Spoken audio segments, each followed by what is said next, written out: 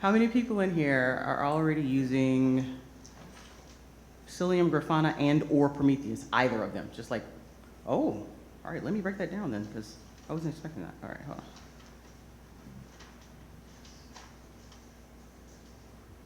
Did it do it? Did it do it? Move to Epson. Huzzah! All right.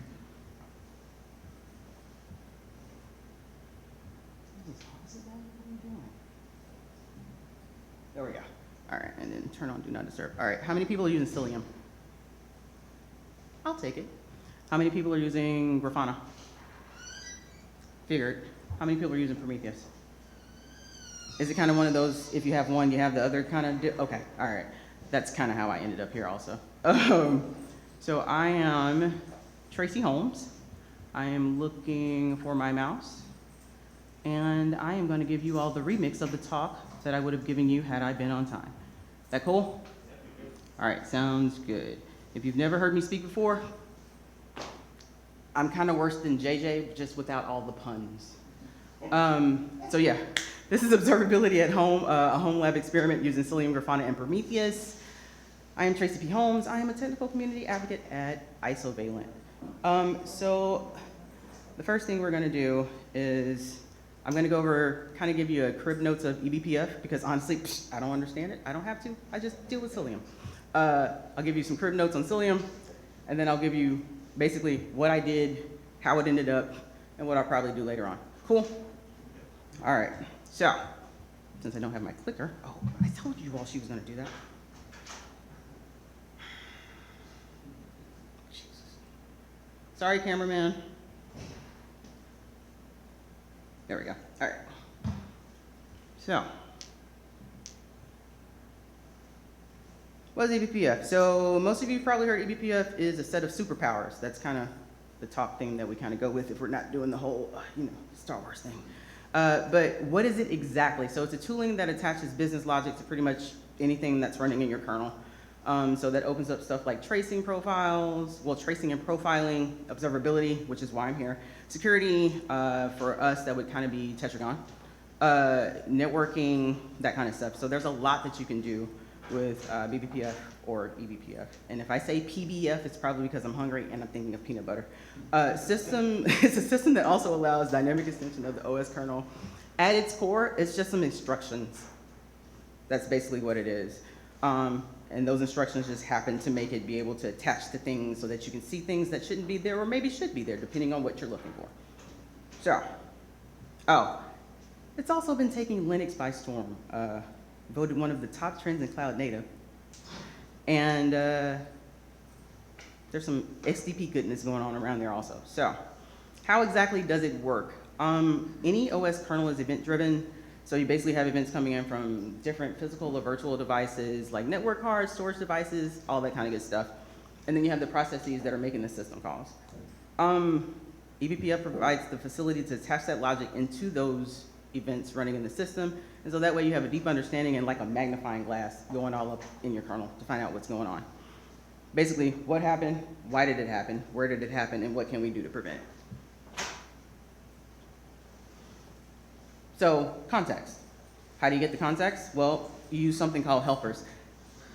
I heard a camera going off earlier and thought it was you, so you're on camera with me blaming you. I'm just letting you know ahead of time. Those are stable APIs in the kernel that provide access to all sorts of information. Now here, once you've triggered eBPF programs on some events and interacted with the kernel, either gathering the context or gathering the logic, what do you do with that info? Like, do you just throw the state away? So this is where maps come in. Maps allow you to store data in efficient data structures, share those with user applications or other eBPF programs. That was your crib notes on eBPF. Now, let's talk about Cilium. So what is Cilium? There's a whole bunch of text. Feel free to read that.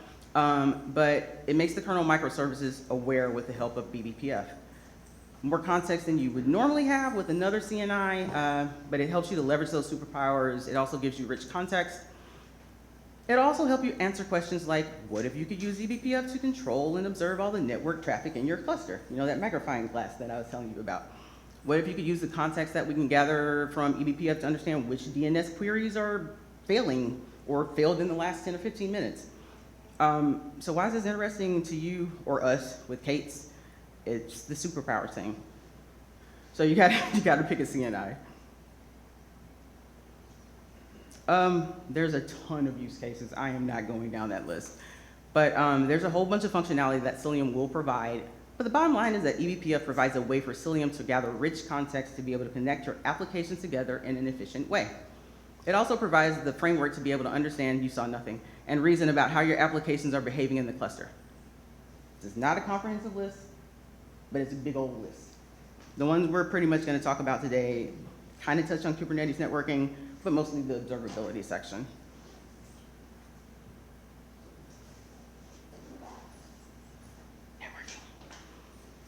You heard me mention a CNI. What exactly is a CNI?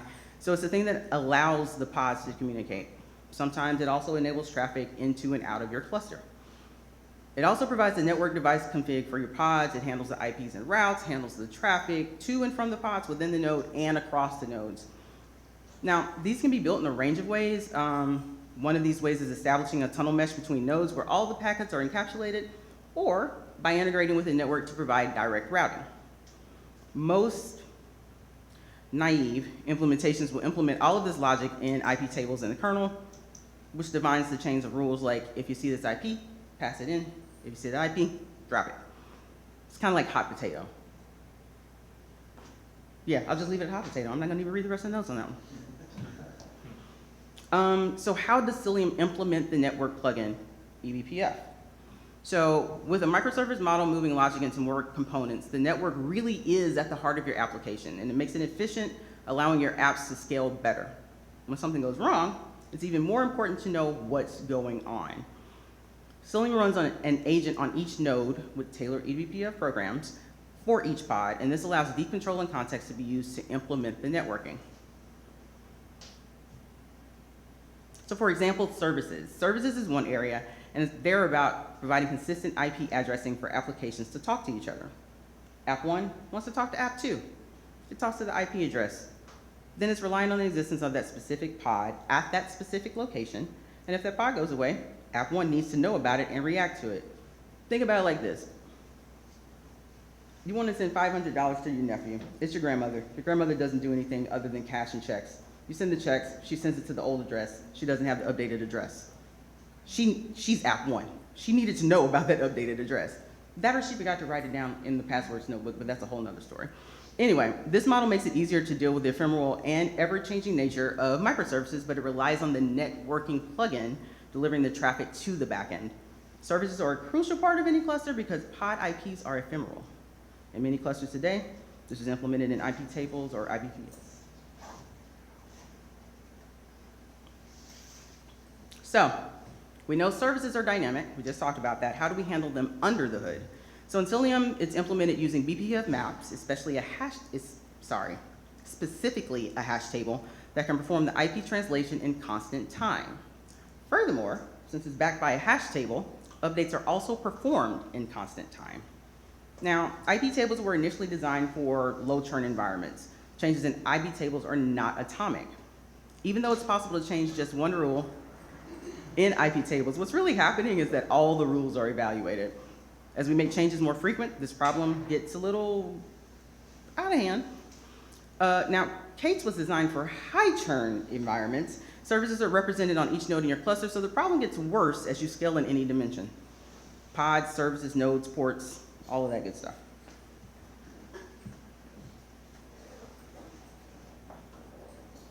We're gonna get out of here on time, thank you. Observability, which is why we're here. So again, like I said, context is king. Let's circle back around to that.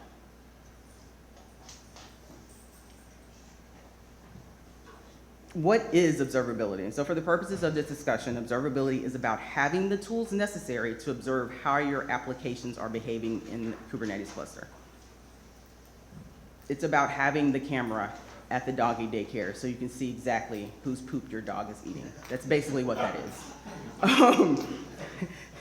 You get a lot of questions around this context, but Kubernetes doesn't apply any tooling for this out of the box, and in fact, most of the CNIs out there don't either. With Cilium, we're basically using, there's that superpowers thing again. I'm gonna start wearing a cape to these talks, of eBPF to this problem, and we can provide both a tactical and strategic solution for that. Hubble, which is the other thing that you all probably saw in the description, it takes everything we learn about the application, whether it's at the app layer, the networking layer, whatever, and it exposes that to you in 3 ways. It's built in the Cilium, so it can be used as a CLI, an API, or a UI. It exposes that context we gather to platform operators, and with it, you can dig into what application is doing, what the application is doing on the network. That's pretty much what it looks like. That's the UI version of it. You have this whole nice little dashboard. You can observe the flows, that kind of thing. It shows you all the traffic going in and out, and then you can kind of drill down a little bit into it. I prefer the UI. I do not like looking at the flows in the CLI, because it starts getting a little bit, why don't I have an ultra-wide monitor to look at all this kind of deal? So this is better for me, the graphical representation. But something that gets people excited, like you just saw me, is to see the UI that you construct on top of Hubble. So you build a map of the traffic flows throughout the cluster. It uses that context which Cilium and eBPF provides, and it can visualize that for you. Now, beyond that, when you click on different pods in the UI, you can drill down and you get shown the flows associated with that particular application. And you can easily navigate to where the problems are in your cluster and start to investigate why those particular applications are hitting issues. And there's another of the drilling down. Now, by default, Hubble shares a rich context showing us flow data that describes traffic by protocols or by an action in the cluster. You can look for all DNS traffic from, oh, I don't know, let's use the demo example, a class X-Wing, or follow an HTTPS request from your workload to disney.com and back, or wherever. When it comes to, you know what, I'm not gonna even read the rest of this one. I sold this slide, I'm not gonna even lie. When it comes to the Death Stars, the Empire has a policy about letting Rebel Alliance ships near, and you can see the traffic getting denied by the network policy. If you've ever seen any of our tutorials, we're all in on, on that entire thing. So it works though, like, as an instructional component, I actually do admire it, because you're either on one side or the other. So it's kind of easy for you to say, I'm either with the Alliance or I'm not. I don't want you in my house, or I do. You also get DNS visibility. If you look at it here, these are all the responses that came with an R code that should not equal null. R code is part of the response from a DNS server if there's a problem with the DNS query. So with a flow like this, you can determine if there are DNS errors in the cluster and which pods are related to the errors, and that is observability, and it's built in. Here's a quickie on, I'll just show you the diagram in this. I'm not gonna read this because we're short on time, but that's L7 visibility. And you can get a lot of context from that also. You can also get transparent SSL visibility. And you can basically use BPF to defer the encryption for that until the proxy can gain the visibility and actually show you what you're looking for. How many of you are like with a platform? Oh yeah, platform is the thing now, isn't it? How many of you are with a platform team or adjacent? Okay, good, we won't go through that example. But basically, because of Hubble metrics, we can generate these events complete with the context about the application that sent it and which version of the code was running at the time. Now, those were the fancy slides. Here are the Tracy slides. So, what had happened was, when I started this, I wanted to spin it up using IAC, you know, like you do. Terraform, Pulumi, Crossplane. Is Victor in here? Okay, yeah, I had to say Crossplane just yet. Crossplane. And that's what I started doing. And also, because it was Terraform, I started fighting it, as you tend to do. And I fought on it just, you know, a wee bit too long, and literally went down that route. Those are the curse words. And I'll tell you why. I kept going to different. Let me tell you about you all and the rest of the people that are here at this event, because we all do it, and we do it for a reason, because we all like to teach, right? For the most part, teach or learn. There are a lot of blog posts out there when you're trying to do this stuff. And I think I came across 3 that had different versions of the documentation. And then I went back to the provider, and it said something totally different. And at that point, I just started throwing stuff. So I started talking to my boss about it, and she was like, I mean, Civo says the whole one click and you're up in so many minutes thing. Why don't you work on that? So that's what I did. So that's what we're going to go over in 2 minutes.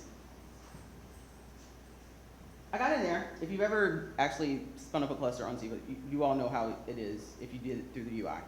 You click on stuff, 90 seconds to a minute and a half. That is a minute and a half. 90 seconds to like 3 minutes later, you've got a cluster. Don't say it, Jeremy. It's pretty straightforward. My friend Tamika likes to tease me, and I think she has a talk today also about using the UI, but honestly, I go to the UI, I got stung by Azure way too many times by not doing this. I go to that UI just to see what the options are before I start just drilling down in the CLI. And I'm glad I did, especially when money's involved, because, you know, money. So I did get my cluster done, but this was after I'd done it like 2 or 3 times, because one piece of the documentation said one thing, and something else said something else. So when I had initially tried to spin it up through the CLI, I had default applications I didn't know about that were already being spun up, which meant I had to go back and do it again. Well, then I did it the proper way, and then I couldn't get one of the applications to run. So then I just said, screw it. So I disabled everything, set it up so I could see it, and I went to the CLI. And so that's how I got through with it. A lot of the screenshots you saw earlier, if you saw like Prometheus or the Grafana boards or anything, if I hit that yet, some of those were my screenshots, and I would have said that earlier. But here are some of the things I observed. So I had to fight with this because that was one of the things I didn't want to spin up when I went through the UI. And so I ended up having to use Helm to like get that done. So if you're using the Prometheus stack, the newly renamed, do it that way. And you'll see it on the next screen. That is the Prometheus operator that I ended up having to go to the GitHub UI, the GitHub repo to find out exactly what everything was. I did use Cilium for the CNI. The default image is not the most up-to-date one. So the good thing is because I ended up using Helm, I got to rectify that with that. Once I got everything updated and started getting the flows I wanted, it was a little bit easier. It's not a criticism, it's more of we also have beginners here, and if you want to put in a PR to fix that documentation or play around with it, absolutely do it. Because I can guarantee there are not enough people to keep it updated where it needs to be in all of the places. But outside of that, the experience was great. I actually have, if you want to follow me, I'll show you my Hubble metrics and my Grafana board once I got the right password after about 20 minutes going on in the background. And, you know, it was a thing. I'm going to end up actually going back to do a complete Terraform full-on repo kind of breakdown once I get back home. And then I'm going to try doing this on my bare metal with RKE2, so pray for me. But that's it.